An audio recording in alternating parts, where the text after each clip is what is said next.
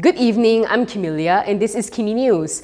Pakatan Harapan and BN are caught in the crossfire as Bersih exposes broken pledges in key appointments with transparency in question. Will Anwar's government break their promise for a third time? This is what Bersih has to say about the first two broken promises. Election watchdog Bersih has accused both Pakatan Harapan and BN of breaking their promises twice since the general election regarding the appointment of election commission members. According to Bersih Executive Director Ooi Kok Hin, the two coalitions pledged that key EC appointments would undergo review by a parliamentary committee. However, Bersih claims that the government has appointed two EC members without an open and transparent process. Ooi also questioned whether the promise would be broken the third time with the retirement of the EC chairperson this month. Will the promise be broken the third time? Itu soalan kita tanya kepada kerajaan. Will the promise be broken the third time? And if the promise is broken for the third time, how can you still go to the voter and talk about reform? And in GE16, pilihan raya dan seterusnya, don't you feel shame to campaign on manifesto again when you have clearly disowned and stay away from your manifesto for so long? Bersih held a press conference this morning addressing the appointment of the newest EC member, Sabdin Ibrahim, who commenced duties on Monday. The EC announced Sabdin's appointment on Facebook the same day. In April 2023, Lee Bee Pang was reportedly appointed to the EC after resigning from Genting Malaysia Berhad as its independent non-executive director.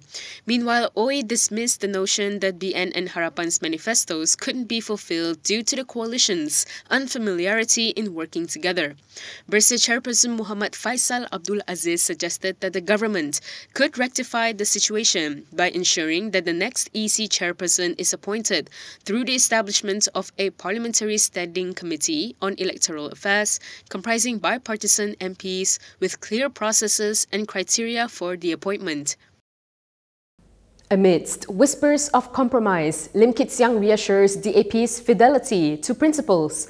Transitioning from opposition to government, he maintains support for current leadership, navigating new waters.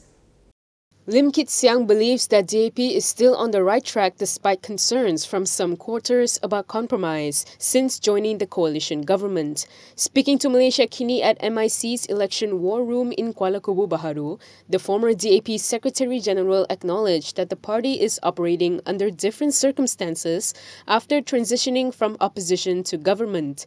He said he will continue to support the present leadership and he does not see that the leadership has deviated from DAP's principles but is working under different circumstances. However, when asked about political scientist Wong Chin Huat's suggestion that DAP should support Anwar Ibrahim's premiership without being in the government, Lim declined to comment, stating his retirement status and preference not to engage in theories and possibilities. Lim stressed that the present generation of leaders must face the challenges ahead. In a recent interview, Wong highlighted concerns that DAP might have compromised on addressing inter-ethnic inequality and pursuing reforms and justice on corruption as perceived by its traditional supporters. Government spokesperson Fahmi Fadzil hints at government readiness to tackle U.S. concerns over alleged fund flows to Iran and Hamas. But he made one thing clear during his press conference: Malaysia is a sovereign nation. The government is prepared to address the U.S.'s concerns regarding allegations of funds flowing to Iran and Hamas from Malaysia, according to Communications Minister Fahmi Fadzil. He mentioned that Prime Minister Anwar Ibrahim is aware of the issue and it was briefly discussed during today's cabinet meeting. The Malaysian government, as well as the respective ministries or agencies, are prepared to have an engagement with our US counterparts and to understand what is meant by some of the concerns that they've raised. This issue, of course, has attracted the attention of not only the Prime Minister but also Cabinet. It's something that we view seriously. However, Fahmi couldn't provide further details. When asked if the government had met with US officials, Fahmi was reserved, stating it wasn't explicitly discussed during the meeting, but they did touch on the principle of it. We want to, of course, assert that Malaysia, as a sovereign nation, first and foremost, we comply with UN sanctions. But when it comes to unilaterally applied sanctions, then I think we have to assess this situation. But we will have these engagements, and I believe consequently the respective ministers will issue statements. On May 3rd, Reuters reported that US Treasury officials would visit Malaysia amid claims of increased funds going to Iran and its proxies, including Hamas, through Malaysia's financial system. Citing an anonymous source, Reuters mentioned that a top sanctions official from the US Treasury Department is scheduled to visit Malaysia.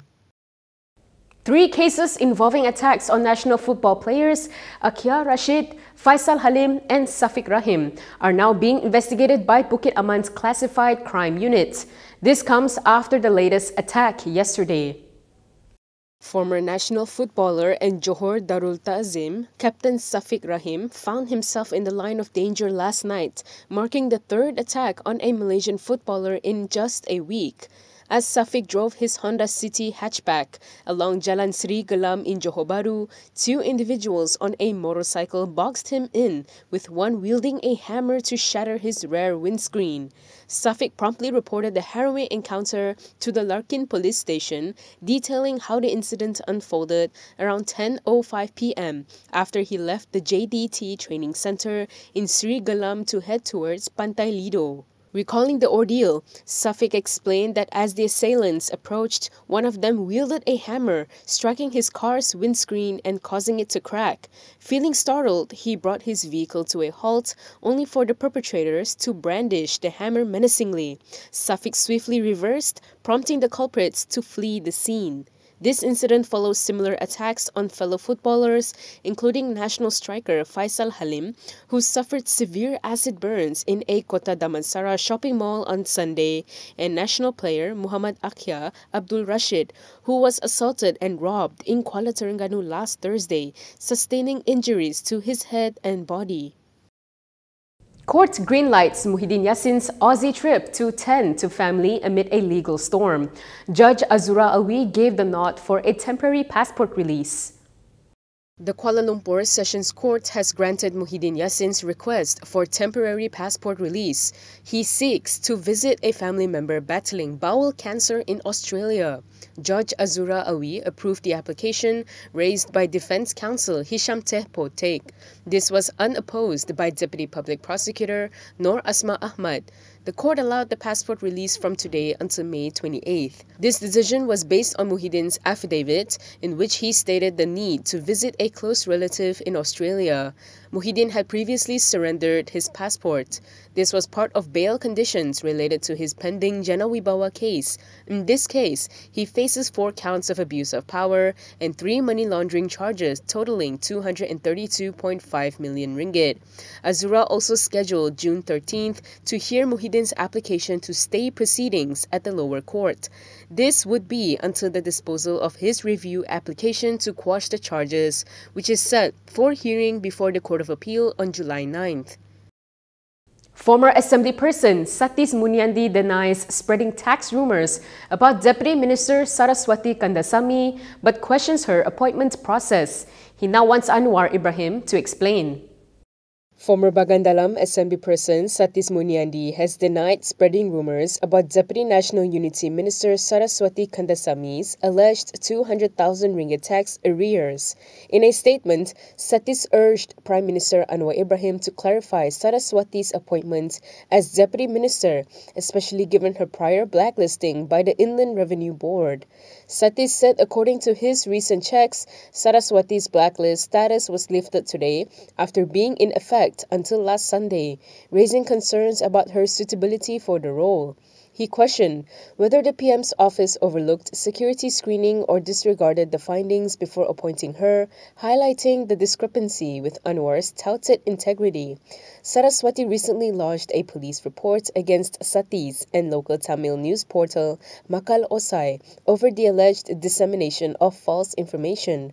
Earlier, Malaysia Kini cited a document from the IRB granting Saraswati a temporary permit for overseas medical travel, alongside details of her outstanding annual income tax from 2010 to 2020. Satish also questioned why Saraswati singled out Tamil press for defamation when Malaysia Kini also reported on the matter. That is all from me today. For more stories, you can go to Kinitv.com. You can also follow us on Instagram, Twitter, YouTube, and Facebook for the latest news updates. If you'd like to support independent media, do consider subscribing to MalaysiaKini.com. I'm Camelia. Thanks for watching.